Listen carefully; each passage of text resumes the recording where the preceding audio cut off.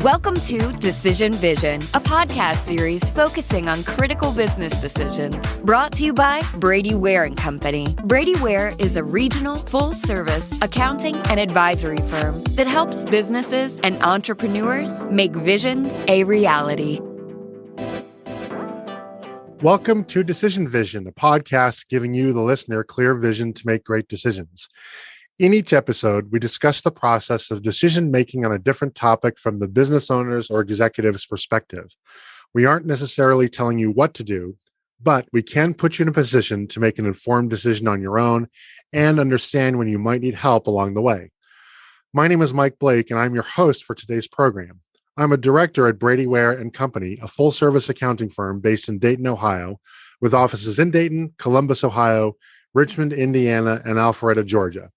My practice specializes in providing fact-based strategic and risk management advice to clients that are buying, selling, or growing the value of companies and intellectual property. And by the way, as an aside, now that the new college football rankings have come out, it looks like at some point University of Georgia and University of Cincinnati will be playing in football. So that's going to be an interesting clash between our two offices. Brady Ware is sponsoring this podcast, which is being recorded in Atlanta per social distancing protocols. If you would like to engage with me on social media with my chart of the day and other content, I'm on LinkedIn as myself and at Unblakeable on Facebook, Twitter, Clubhouse, and Instagram. I also recently launched a new LinkedIn group called A Group That Doesn't Suck. So please join that as well if you would like to engage. If you like this podcast, please subscribe on your favorite podcast aggregator, and please consider leaving a review of the podcast as well. Today's topic is, should I become more extroverted? The reputation of introverts is that they, or we, are aloof or awkward or loners, nerdy, unfriendly, shy, strange, withdrawn, probably other things. And an academic study found that extroverts were 25% more likely to be in a high-earning job than those who are less outgoing. According to elegantthemes.com, high-profile introverts include Bill Gates, Elon Musk, and Warren Buffett. And it's estimated that introverts make up between 25 to 40% of the population.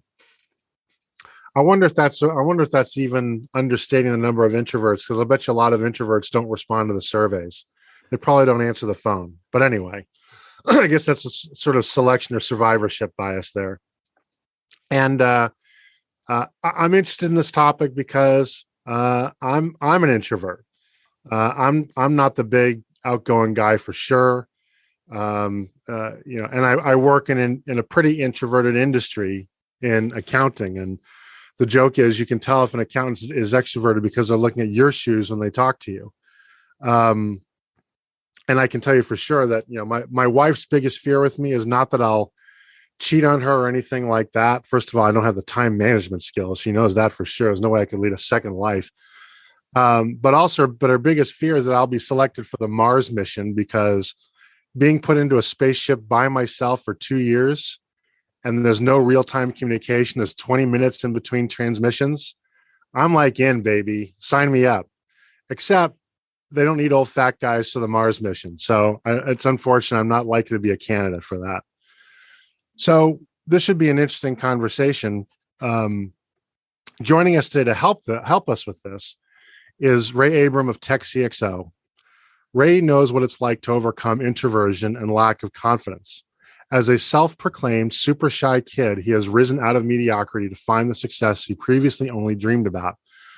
For decades, Ray, a graduate of Hampton University in Virginia, moved from job to job, never finding the level of success he sought. Until one day, he read an article on LinkedIn that said over 80% of jobs and opportunities came through people that we know. Eureka! Ray then began amassing a wealth of knowledge on how to build what he calls a circle of success. He has since used that knowledge to not only change his life, but put countless others on the path to realizing their dreams through the people that they are connected with. In his first book, Connect Like a Boss, Ray shares his fascinating experience and the strategies he used to become the best version of himself and fill his contact list with the people who could help him get what he wanted out of life. He is uniquely qualified in the fundamentals of identifying goals, working a room, and building long-term connections with intention. His mastery of these fundamentals can help your group triumph in this time-crunched, disconnected world. Ray's message about the 7 steps to building lasting business relationships based on the science of building intentional friendships resonates with diverse audiences at every level. He helps executives and entrepreneurs learn the art of prioritizing, categorizing, aligning, and pinging their contacts to maximize the value of their personal relationships in an efficient, effective way. Ray has delivered his networking and relationship strategy experience to such companies as Viacom, AT&T, Coca-Cola, and Cox Media, to name a few. Ray, welcome to the program. Thank you. Thank you very much, Michael. So, I mean, doesn't this sort of set up for some kind of bar joke, right? Two introverts are going to talk to each other over a podcast. I wonder if our listeners are thinking that there's just going to be 30 minutes of dead air, right? Or the occasional cough, right? So we have some work to do, but I think a lot of people misunderstand introverts. And so I'm going to actually start with that. I am an introvert. My passions tend to be introverted. You're not going to see me posting pictures of social media with me at a party of like 20 people. Never going to happen. Not intentionally anyway. How are introverts like us most misunderstood? Well, I think the biggest thing that people misunderstand about introverts is you actually summed it up. I wish I could have had some of that preview because I think you summed it up. I think people think introverts are nerdy and arrogant. I think that's really kind of the biggest takeaway of misunderstanding. I've had that all my life as an introvert is people assume because I'm kind of standoffish or I'm standing to myself that I don't want to be involved with them, that I think I'm better than them. And that's a huge misunderstanding that limits introverts. So at what point did you decide, what was that moment that said, you know what, I'm too much of an introvert? Or maybe that's not a fair question. We're going to come back to that. But you decided that was being a barrier to your own success. Yeah, it was that last layoff. Part of, being in technology consulting, particularly, or contracting, every year or so, the company says, okay, it's October, it's fourth quarter, we got to, let some people go. And I always seem to be on the let go side. And we'll keep some people, we'll let some people go. And then it would always take me, months to find something new. And it occurred to me that, at all these times it happened, I could always blame somebody else. But it occurred to me that I was the common denominator. And so once that it happened that one last time, and I said, I do not want this to happen again. And so I need to fix my ability to connect with people. Now, I wish I had that excuse. The last time I got fired from a job was about 25 years ago. I was fired because I flat out sucked at it. Didn't matter if I was an introvert, extrovert. I sucked at it, and I was glad when they fired me. It was a bad match from day one. We could go off on a tangent, but I won't. Yeah. So when you were fired from that job, why do you think it was because you're an introvert that led to that? What was it about being an introvert that put you in the firing line? Do you think? It's just the connection. I think people hire and keep on people that they like. It's unfortunate. I mean, it would be great if the world was fair, but people look out for their friends.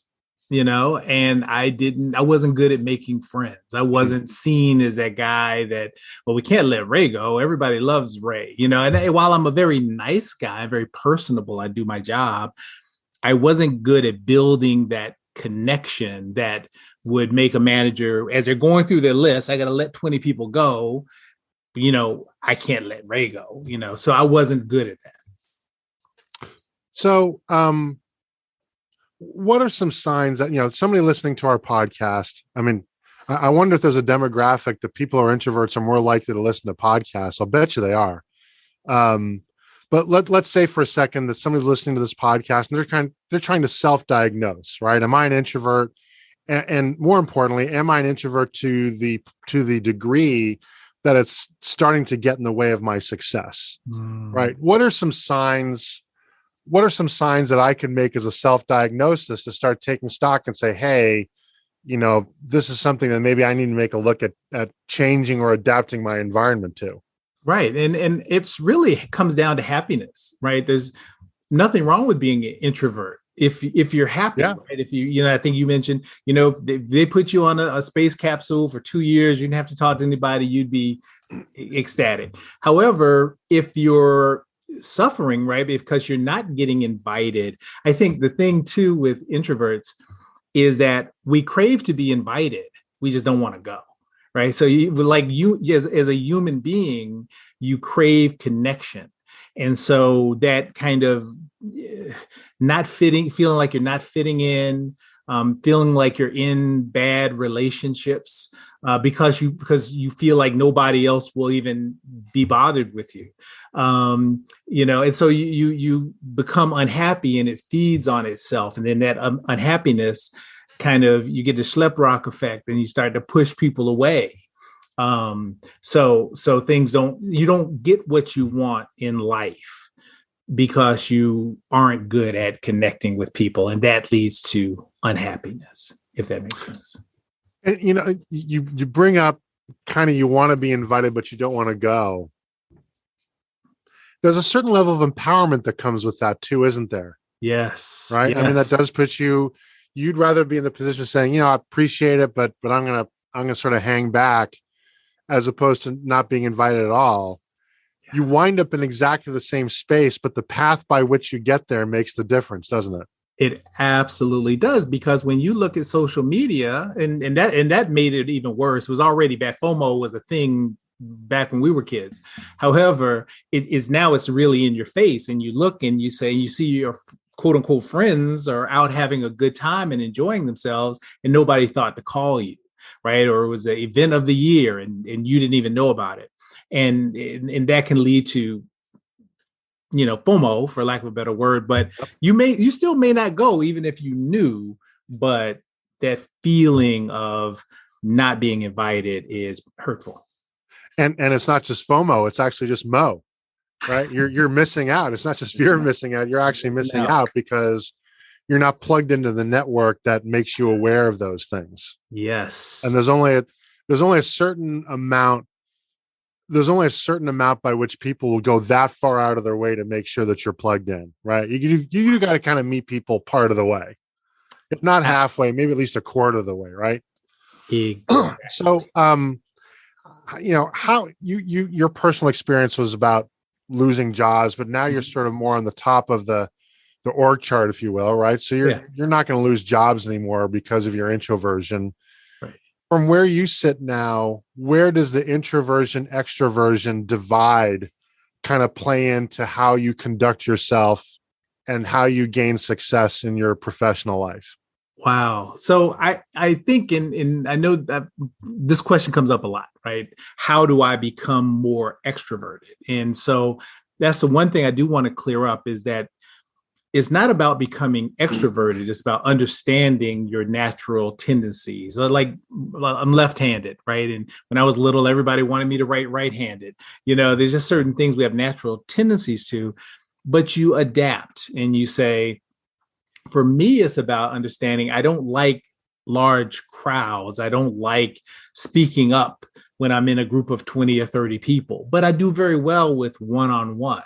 So it's about staying in touch with people one-on-one or two-on-one, having lunches, calling, coffees. So I just had to do different things that help me leverage my introversion. But I just have to do it differently. I can't get 20 people together because then I feel uncomfortable. So you bring up a point I want to make sure that I hit today, and this is as good a time as any because it's a nice segue. I don't think that you're saying like introverts need help per se, right? It's not about, this is a term is used elsewhere in life, but you're born that way. That doesn't necessarily mean you need to change fundamentally who you are. But I think what you're saying is that you need to recognize that about yourself, and then kind of like a coach, put yourself in a position to be successful. Yes, that's absolutely right. So you have to train differently. Just like, use a sports analogy, you just have to exercise differently, to work on the parts that you need to work on. And so being an introvert, I know that I don't like a lot of crowds, but I do very well in small groups, and have good conversations. And also there's another thing I want to make sure we touch on too, is that there's a difference between introversion and shyness. And those two terms get conflated quite a bit. Introversion is about, being, you live in your head, you have conversations with yourself. Shyness is more a fear. It's more about fear and shame. I'm afraid of what's going to happen if people find this secret out about me, or, you have this feeling, or I'm going to trip over my feet, or I'm going to trip over my words. And so that shyness is something that you can fix, but introversion is something that you cannot, and it doesn't need to be fixed. Talk to me about how digital transformation has changed the world of the introvert. Right. My personal experience is, I think it's been great. Yes. Right. We're now in a situation where I can politely turn down a hug because I can plausibly say that it may lead to a lethal disease being transmitted. Right. So, but it is digital.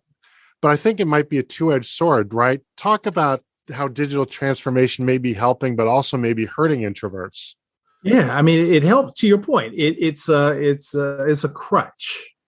It's a crutch, and as you know, with crutches, they help you walk. Yep. However, they don't do anything for strengthening your legs. You have to have that the PT, right? You have to have that physical training to strengthen that muscle.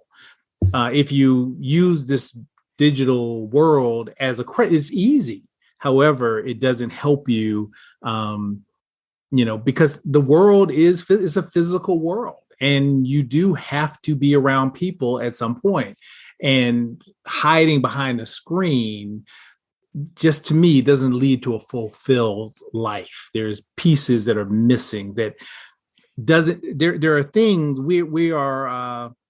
There's senses that we have that are greater than our eyes and our ears, right? I mean, when you are with someone, you actually experience them physically, electrically, and that electrical charge, you need that. And so if you're just in here behind the screen all the time, it doesn't help you live a fulfilled life. If that makes sense. I'm curious how you'd react to this. Mm-hmm. I think that the most important concept that is coming out of coronavirus and the digitally transformed world it has created is intentionality.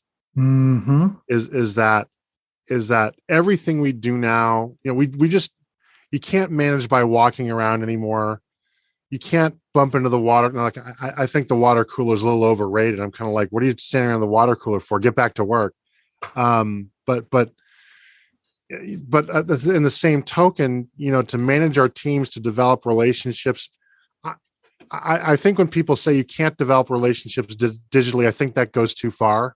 Mm-hmm. But where I do agree is that it needs to be more intentional. There needs to be more process to it, because the default setting now is everybody's a hermit. Yes. Right. And so now you have to make a special effort to kind of come out of your cave, come out of your shell a little bit. And I think that's maybe the other edge of the sword that's working against introverts. It was bad enough when I had to make the effort to wade into the lunchroom and sit down with 10 other people, or it was bad enough when I had to go to networking meetings of 58 people, right? But, now I've got to go out of my way to set up Zooms and to call people and go out of my way to make that contact, and people aren't going to come to me. And if out of sight, out of mind, I do think is a very real thing. I do think that's the price that introverts are paying, and we really have to be mindful of, because otherwise we can truly fall off the face of the earth as far as people are concerned. You're absolutely right. And no, if you don't call people to just say hello, very few people will call you. Almost every call, when you think about every call you get, is somebody wanting something, or it's business. It's very few people today in today's world just call each other just to say hello. And so you as an introvert have to do that, and intentionally. I think that's right. Schedule it, and say, I need to call 3 people. What I recommend to my clients is I call 3 people every day just to say hello. It keeps you in the loop. I want to make a point about the digital transformation, and I think this is going to be helpful for introverts, kind of where our worlds are going to merge. Is this concept of the metaverse, right? Is this always on goggles, avatars, people walking around in digital real estate? I don't know how that's going to look. I know it'll be weird, but it will be that place where you just put your goggles on and you can physically or mentally walk into a room full of people and have discussions. So. You talked about doing 3 phone calls a day. I want to follow up on that. Sure. What are other tools that you incorporate in your own life to maybe minimize the negative effects of introversion? Yeah. So one of the challenges, or one of the things that kind of makes you introverted is, you believe things that aren't true. Sometimes we suffer from mind reading, like already thinking about what the person's going to think. So the one question I asked myself, this helped me a lot, was, why do I believe that to be true? And so, instead of seeing the worst thing possible scenario, by asking myself, why do I believe it's true? When I ask myself that, the answer comes back usually, it's probably not true. And so it frees me. That was been a big help for me. We tend to idolize extroverts, for some reason. Why do you think that is? It's interesting. We actually had a shift in society. Society did that to us. I was reading, there's a book called Quiet by Susan Cain, and she talks about a study that was done, or not even a study, but just historically, introverts used to be revered before the scholars. Right. It was the people who were quite the Andy Griffiths of the world, the Abraham Lincolns, right, who were introverted thinkers. That was the ideal man, who's quiet and strong. But when people started moving into the cities, there became this, they call it the cult of personality, where having a outgoing personality became important. And so schools were encouraged to teach kids to be, so if you didn't play with others well, or you didn't like to play with others, your parents were called into the office. There's a problem with Ray. He doesn't like to, stand in front of the class and write on the board. So society has kind of put it on us to be the extroverted ideal, but it's not anything that is natural. That's interesting. Did that book at all? I'm going to put that on my reading list. Actually, I've got new Kindle credits I've got to spend. Nice. I'm curious, did they mention whether or not the advent of television has anything to do with that as well? I'll bet you that it does. Oh, I'm sure it does. Yeah. Television has a lot to do with everything. A lot of stuff. There's another, it's a YouTube video. I think it's the history of American, or the American era. And they kind of talk about how Sigmund Freud's nephew was kind of help create society, with advertising campaigns, and got women to smoke, and created the breakfast, eating bacon and eggs for breakfast. It's amazing. And they use television to, push a lot of this stuff to us. And so society is largely influenced by television. I think back to the 1960 election. That was the first one to have televised debates, and neither you or I are old enough to remember that, but we know the story behind it, right? Yeah. And, John Kennedy prevailed in that election when Nixon was clearly the more qualified person to be president, right? And I would even argue if John Kennedy had Dwight Eisenhower's personality, right? I think Eisenhower is kind of an introvert. I'm not sure Kennedy wins that election necessarily. And I think that's an illustration of how TV, I think, kind of elevated this sense of this extroverted, effervescent kind of charisma, that we seem to gravitate to, because I think it just makes it more ubiquitous and more visible, I guess.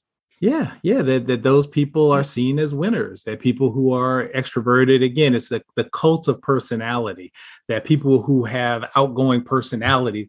This is the thing. I think before the cult of personality, a quiet man was seen as very trustworthy and somebody that you want to work with and do business with. But after the cult of personality, the quiet man is seen as something suspicious. Why is he so quiet? What's he hiding?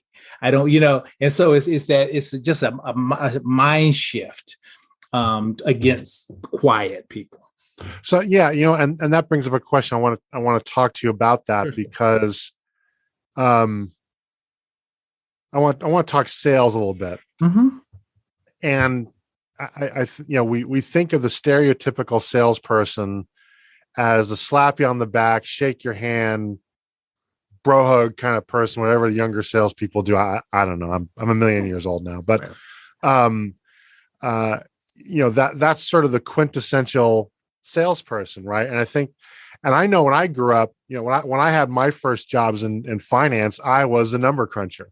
Mm-hmm. They were never putting me in front of like real people that might have paid us money or not. Just like, crunch the numbers, we're good.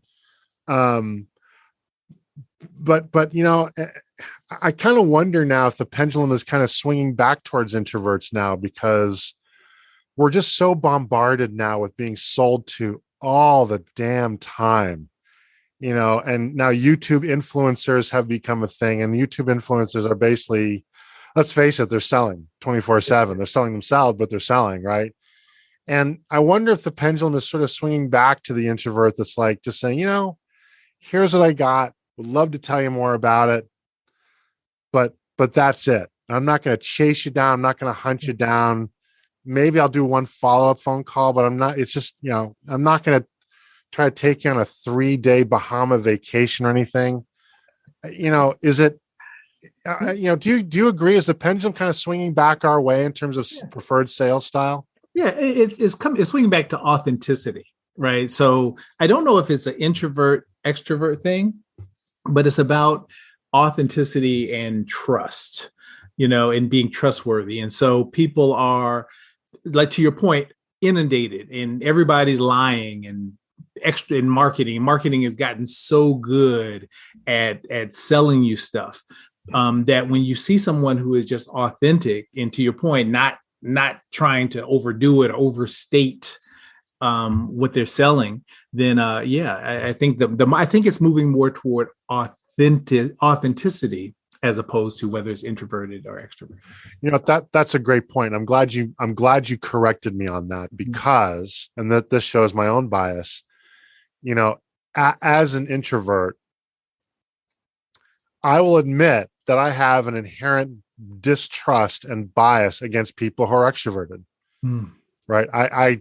It doesn't mean I don't get along with them. And I want to get back to that in a second. It doesn't mean that I discriminate against them, or maybe I do. Right. But people who are extroverted to me seem a little not normal, because they operate in a mental space that I cannot conceive living in. Right. And so I do think that now that we have this discussion, we're uncovering, I guess, a deep and ugly part of myself. One of many we discover on the Decision Vision podcast. But I wonder if other introverts sort of maybe distrust extroverts. Maybe it's jealousy. Maybe we see extroverts that get all the good stuff, and that's part of it. We're here. Maybe that's part of it too. That is part of it. There is a jealousy, right? But it goes back to, I want to be invited. I want to be included, right? I want to be accepted. All human beings want love. We crave love. I think introverts are afraid of too much love, right? Or, but we all, it's just a human, like hunger. It's you need to be accepted. And extroverts appear to be accepted wherever they go as soon as they walk in the room, right? And introverts stand back and go, oh, I wish everybody wanted my, you know what I mean? It's just an interesting dynamic with introversion. So we touched on this before, but I want to come back to it explicitly because I think it's very important. And that's how social media impacts introverts and impacts kind of the dynamic, if you will, between introversion and extroversion. Yeah. Do you have an opinion as to whether or not social media is more helpful or more harmful to introverts than extroverts? Is it a mixed bag? Is it even a fair question to ask? Yeah, it's a good question. I think it's a fair question. I don't know if it's more harmful to one personality type than the other. I do think it just goes down. It comes down to what you're using it for. There's risk of addiction, and I think we mentioned it before, just kind of that I instead of going out and experiencing life, I will just look at my screen and let life happen around me. And so you kind of miss out on having a full life just by watching as opposed to ever participating. And, I think one of the, in my view, and again, feel free to disagree, I'm probably wrong, but in my view, one of the things that makes introverts is that we're inside our heads. That's it. And we're really good at creating narratives inside our heads. It goes back to what you said, like, well, wait a second, what evidence do I have that any of this that I'm inventing for myself is true? Right. But social media, I do think is sort of a conveyor belt that's just constantly feeding stuff that feeds our narrative, our internal narrative that may not necessarily be positive or helpful. No, you're right. And also, I think introverts tend to observe social media. One of the challenges I've had, even as I try to promote my business, is doing videos, right? And the lives and the reels and and I put that camera on. If you only knew how many times I've held my phone up, getting ready to do my live, and I just can't do it. I don't know what to say, and so I just turn it off but the whole conversation is here. I just can't get it out. Where extroverts, I think, are the opposite, where they're live. You see it on your phone all the time. Such and such live, such and such is live, and I'm like, I can't do that. And so I don't know if it's harmful to answer your question, but I think there is a different way in the way introverts and extroverts experience social media. Yeah, I'm right there with you. I have broken so many promises to do video. I really could run for office. I'd be a great politician. Because I know it'd be great for my business, but I can't bring myself to do it. The few times I've done it, I sound like I'm in a hostage tape. I swear to God. It's going to do more harm than good. On the other hand, my wife, and she looks at me like, why can't you just do this? I'm like, well, why can't you just fly a 747? That's what a pilot would say. Yeah. But she can sit down behind her computer, turn the camera on, and just start talking. Right. And I'm not afraid, I'm working off some questions here, but you and I are having a conversation on a recorded conversation by microphone. I can do that. But man, there's just something about video and talking into the camera. Yes. That is just so different. Maybe it's the absence of feedback or something, but even if I have a script, again, hostage tape kind of thing. Yeah. Like blink 3 times if you want to be freed sort of thing. It is because we're inside of our head. You're already having a whole conversation inside of your head.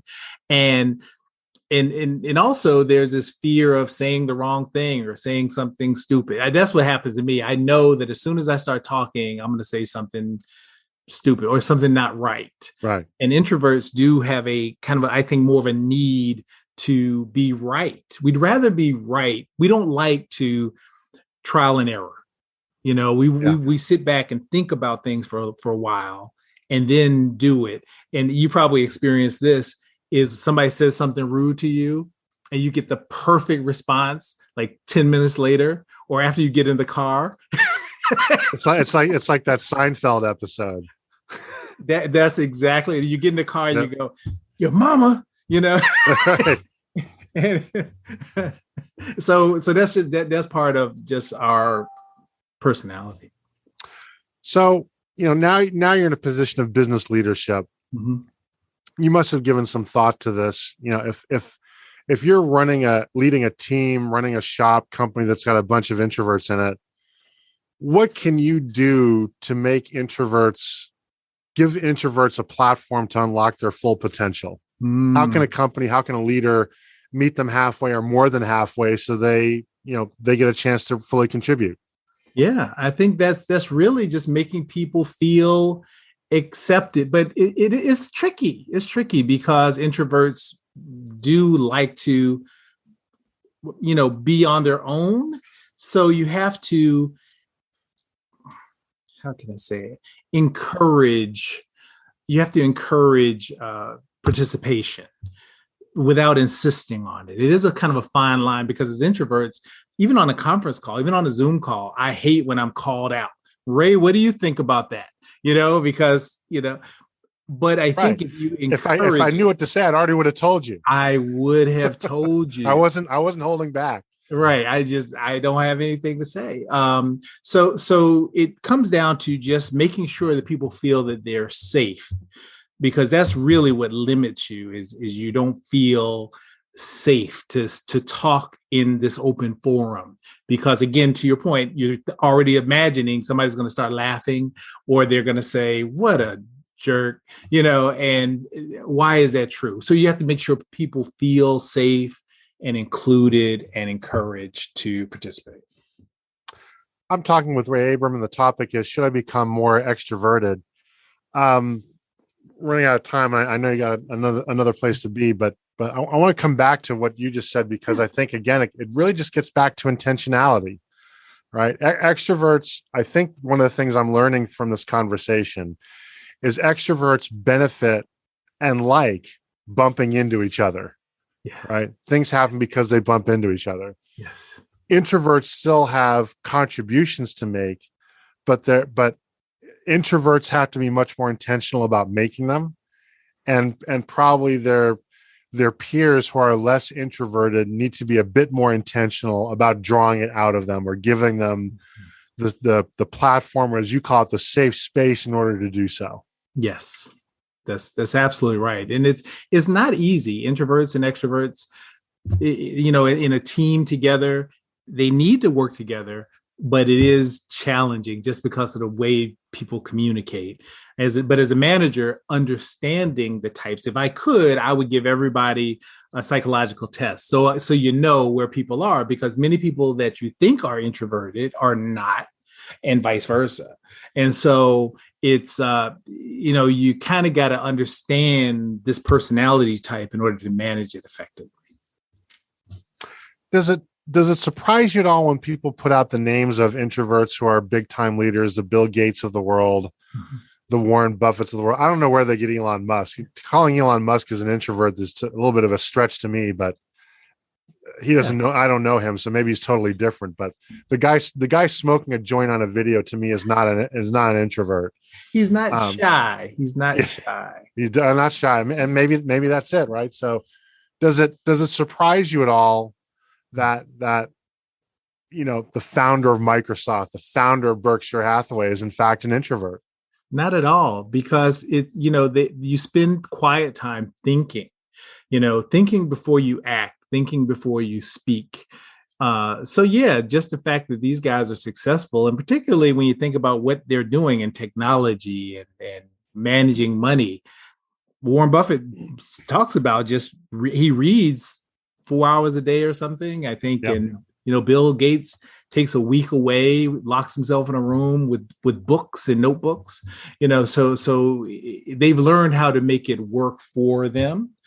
And so I think that's the take. We've taken anything away from my this interview is understand your personality type and figure out how to make it work for you, not try to become another type of personality, because that's very difficult, if not impossible. Yeah, that to me sounds like a recipe for disaster. Yeah. Because you'll be uncomfortable. You'll be miserable, and you'll put yourself into a box trying to do, again, it's like, trying to write right-handed or change the hand that you write with. It's just very difficult, and you're going to feel uncomfortable and not the key to introversion or overcoming it, if that's the right word, is being comfortable in your own skin.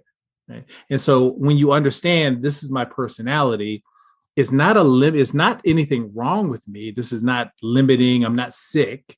It's just, this is the type of personality I have. I can still be very successful. I think is the empowering lesson. Ray, this has been a great conversation, but we're running out of time. If there are questions that I either didn't ask and our audience wish I had, or would wish that we would have talked more or gone into more depth about a particular question, can they emerge from their introversion and reach out to you for more information? And if so, what's the best way to do that? Yeah, just you can follow me on Instagram at Ray_Abram. Feel free to DM me. On Facebook, I'm Coach Ray Abram. And my website is rayabram.com. There's a contact form. We can set up a call if you want to just jump on a quick call, and I'll help you out. Well, that's going to wrap it up for today's program. And I'd like to thank Ray Abram so much for sharing his expertise with us. We'll be exploring a new topic each week, so please tune in so that when you're faced with your next business decision, you have clear vision when making it. If you enjoy these podcasts, please consider leaving a review with your favorite podcast aggregator. It helps people find us so that we can help them. If you would like to engage with me on social media with my chart of the day and other content, I'm on LinkedIn as myself and at Unbreakable on Facebook, Twitter, Clubhouse, and Instagram. Also, check out my new LinkedIn group called A Group That Doesn't Suck. Once again, this is Mike Blake. Our sponsor is Brady Ware & Company, and this has been the Decision Vision Podcast.